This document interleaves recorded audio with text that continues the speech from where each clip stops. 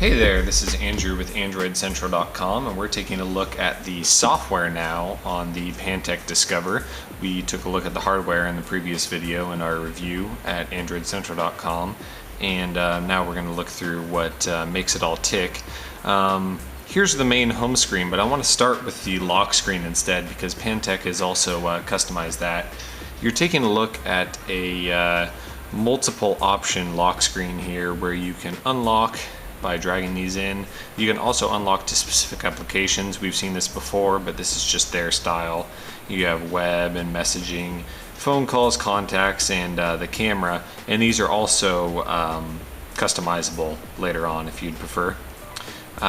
Jumping into the home screen now, it's a completely rethemed launcher and home screen experience, just as you would expect.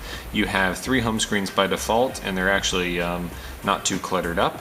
Your apps here, the app tray is quite a bit different. This is Android 4.0.4, but you wouldn't really know it by looking through here. A lot of things have been kind of cartooned up, as I like to describe it. You can sort these by groups, alphabetical, and it goes into a vertical scroll, or by downloads if you prefer to just look at just your downloads, and you can edit those there.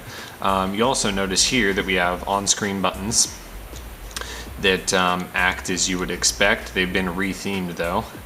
And when you hit the multitasking key on top of your regular multitasking options, you get a quick option for a music player, a notepad, and a video, and that's a little pop-up that you can put anywhere you want, and you can edit and things like that. So that's cool to see those tossed in there. In the notification bar, you see we get quick toggles. Let's zoom in a bit more on those. For vibrate, Wi-Fi, GPS, NFC, and Bluetooth, and you get a second page with them less used. But you also see above the clear button here that you have an open button that will give you setting shortcuts. So if you want to go straight into the settings rather than using the toggles just to turn them on and off, those options are there too. It's closed by default, and it'll remember what you've told it. Other than that, the launcher is, what you'd expect here. It's replaceable, I guess is the best way to put it.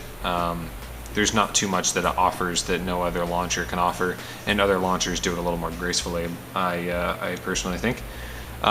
If we dive into the settings here, you'll see that the settings are a little bit different, but they're in the same order pretty much as usual.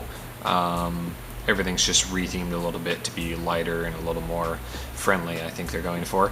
What you'll notice up here is 2 buttons that Pantech's added in called User Theme, which lets you select the screen lock dial pad, and default programs. Really like to see the default programs set up so you don't have to go through the apps menu to set your default apps. Screen lock, you do get the stock options as far as password, PIN, and things of that sort, because that way you can turn off that multiple lock screen if you prefer and go straight to the stock Android 4.0 version.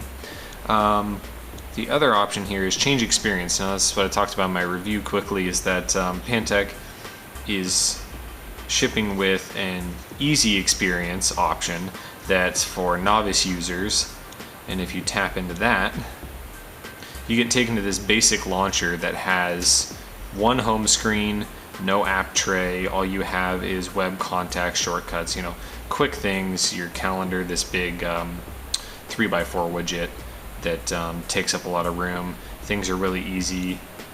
The dialer is nice and big and makes noises and all that stuff. So this is more like, hand it to your little niece or nephew, or hand it to your grandma, and they can not get into too much trouble. Except for some glaring omissions here. You go into the settings and advanced settings, and you can get taken straight into the developer settings, which are in Jelly Bean later locked out by default. You have to go through the little tapping process to get it on.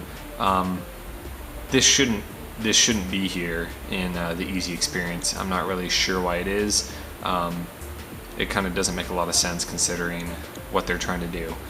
If you want to switch back from the easy experience, you can go into the settings and see if I can remember.